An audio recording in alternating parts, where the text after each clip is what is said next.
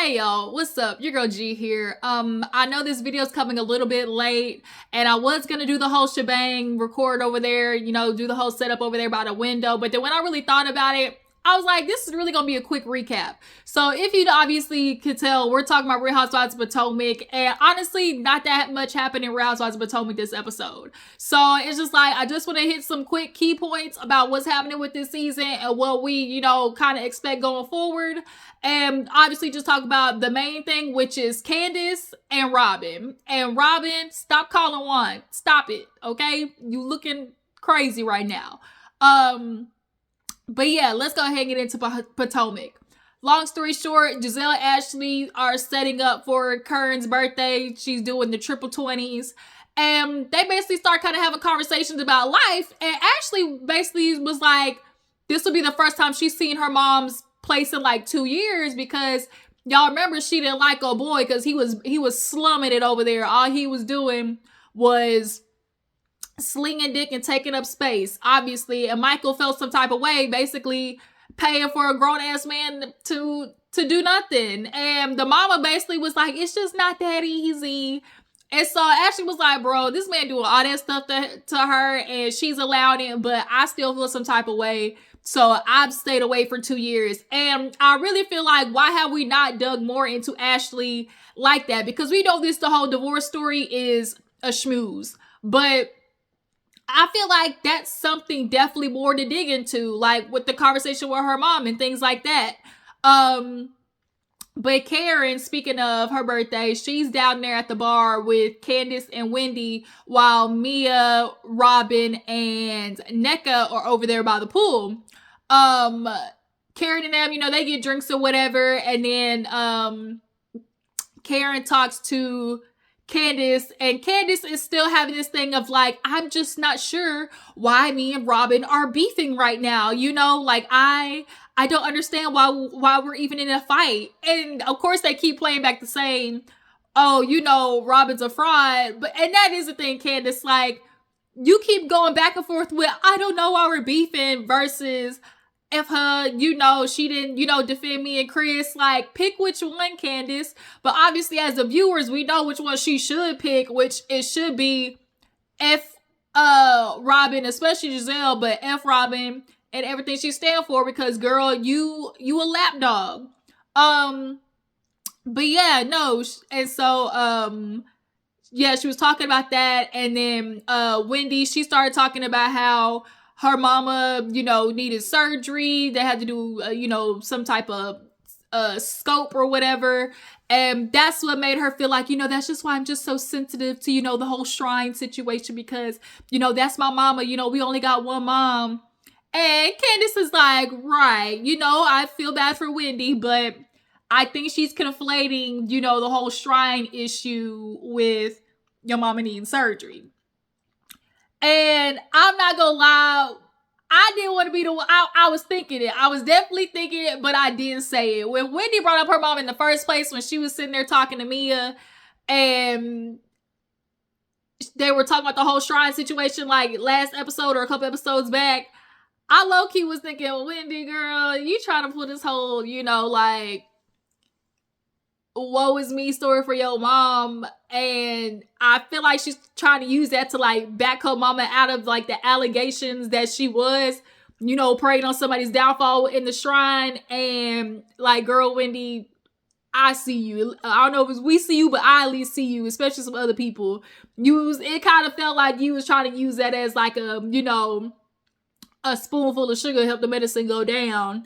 Like, people would just ignore the fact that it's a possibility that your mama was out here, asking for bumper cuts, okay, to happen to Nneka. But yeah, Karen hugs Wendy. Oh my God, you should have told me. And as they're talking, Nneka, Mia, and Robyn are over there in the pool.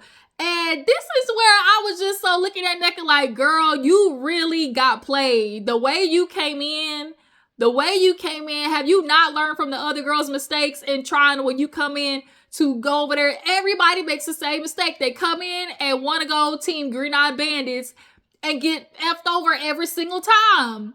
But Nneka was like, yeah, you know, me and Wendy, like, I don't even know why we're fighting anyways. Like, truthfully, I mean, I don't really have a problem with her.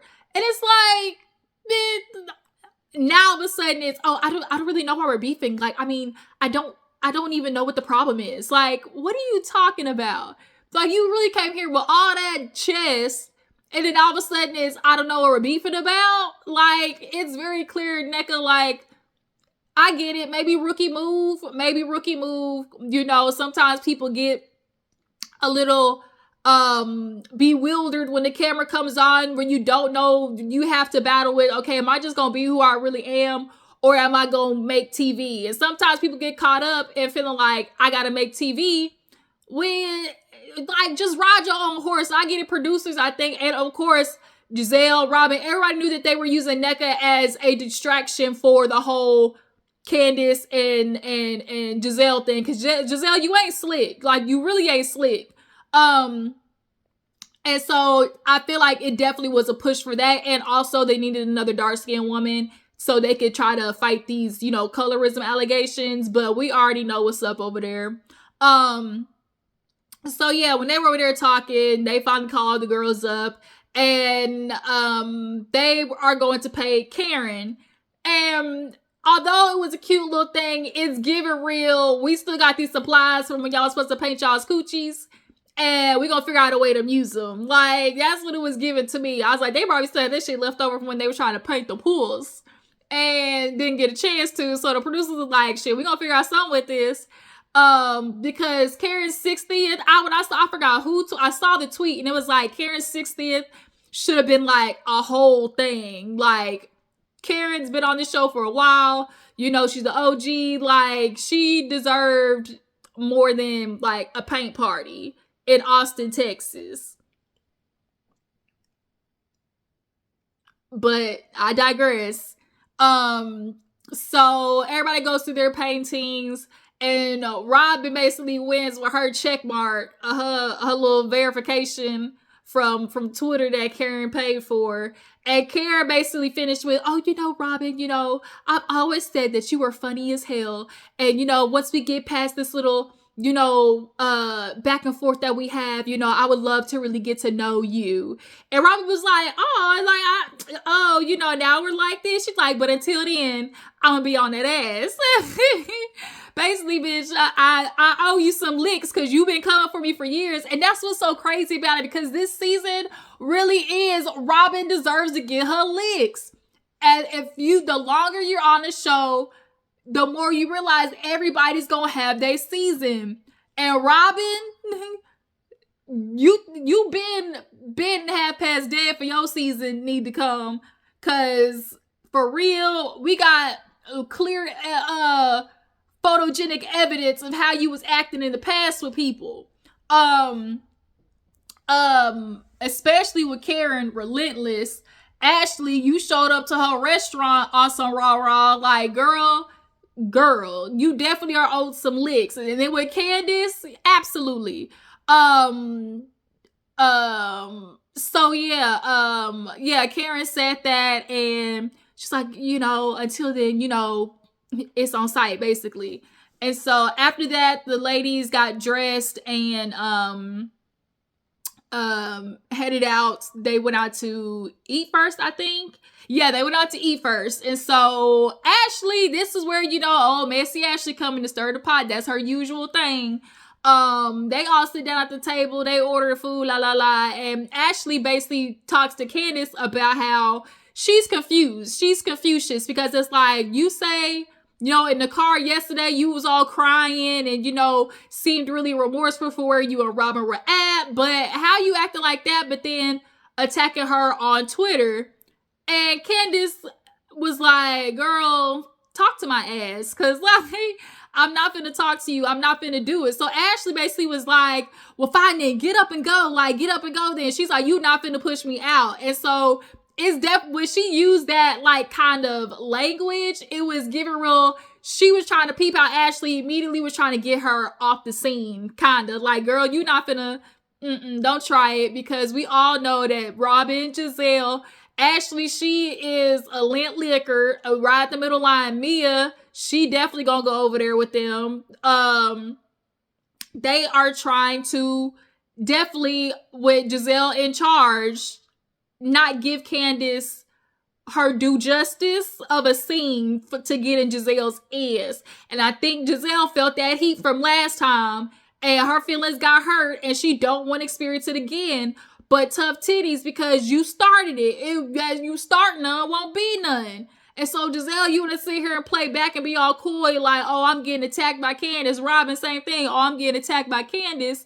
But you bitches be starting it.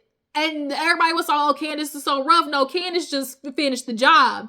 If you start with me, you throwing pebbles, don't be mad when I throw back a boulder on that ass. So Robyn decides, because she intervenes with Candiace and Ashley going back and forth. And she was like, wait. Like, Robyn, at the end of the day, is there anything you want to ask Candiace, or, so this can be resolved? And Robyn, with her, passive-aggressive self, turns to Ashley and talks to Ashley as if Candiace is not there. So that was definitely another thing, just kind of solidifying, like, how they really are not trying to give Candiace time. And so, because the real thing is, like, it's the confusion of, like, oh, you really seem hurt about each other, but yeah, y'all don't want to have to sit down and talk. And especially with Candiace. But she was talking to Ashley, and so this led to Robyn basically being like, we should not be using social media to attack people and their relationships, yada yada.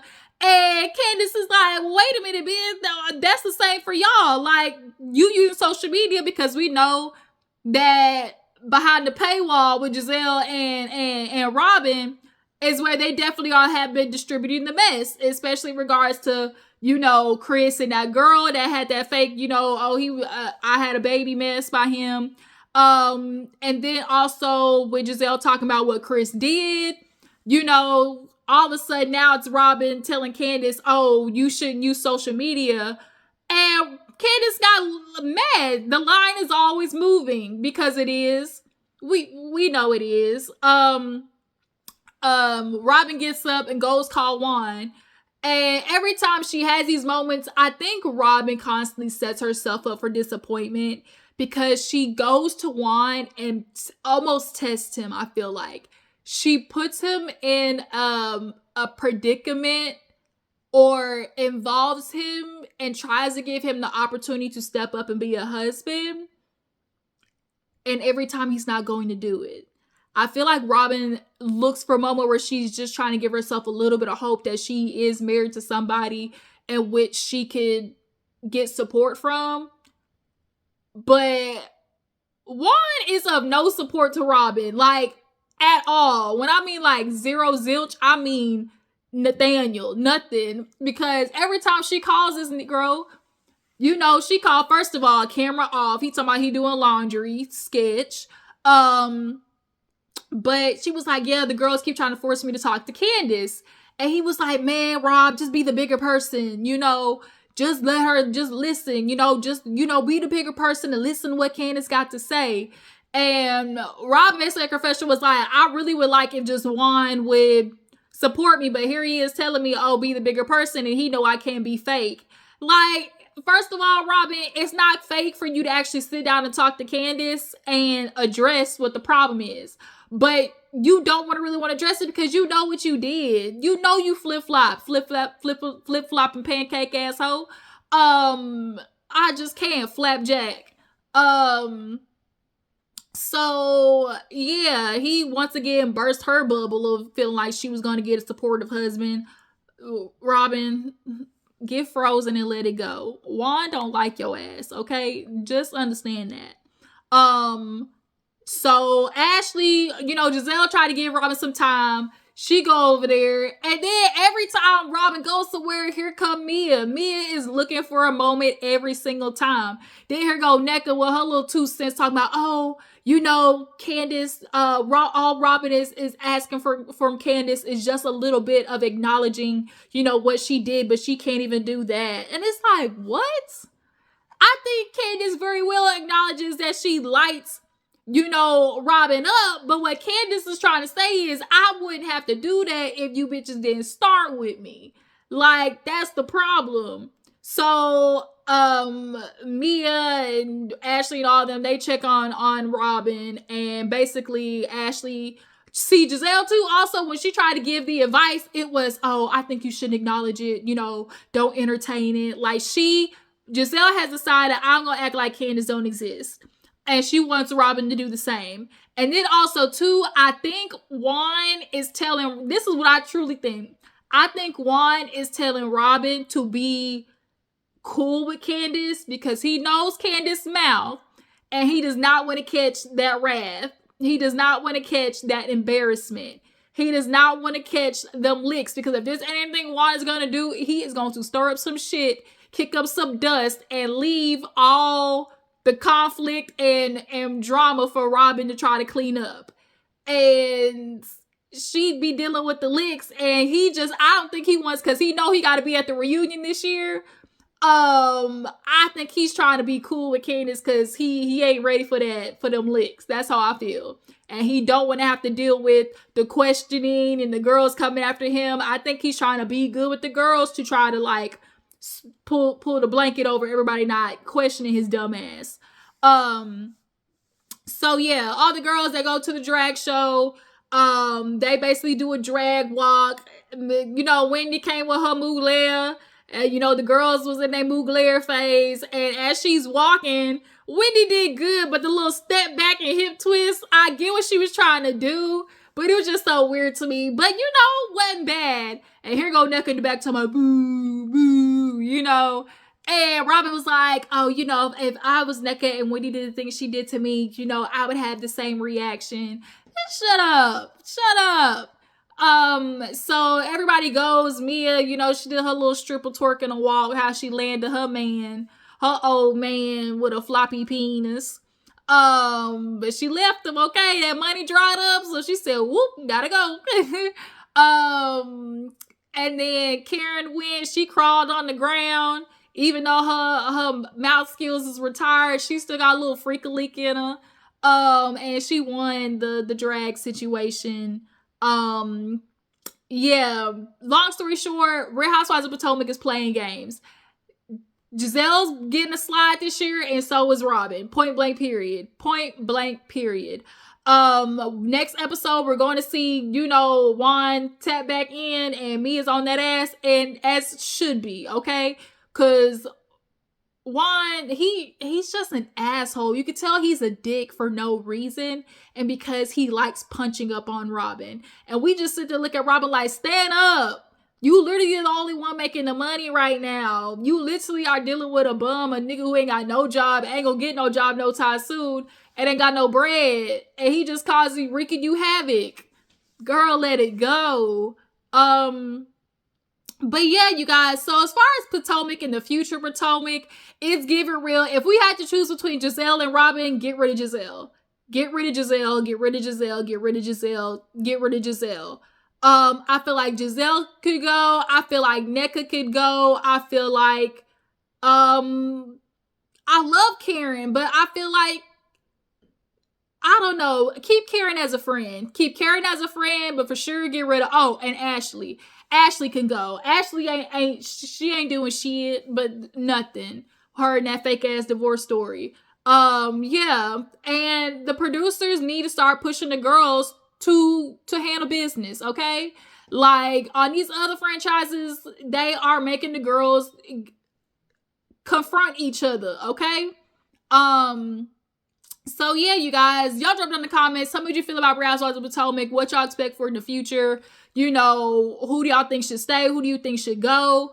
And why y'all think Candiace, cannot see that Candiace, you're gonna have to understand, you keep trying to give Robyn the opportunity to show you that, okay, the way you view your friendship is the same, but it's not. She's never gonna stand up for you over Giselle. You're never going to be the friend to her that you thought she was a friend to you. Like, it's not going to happen. And Candiace, you really need to just when somebody shows you who they are, believe them.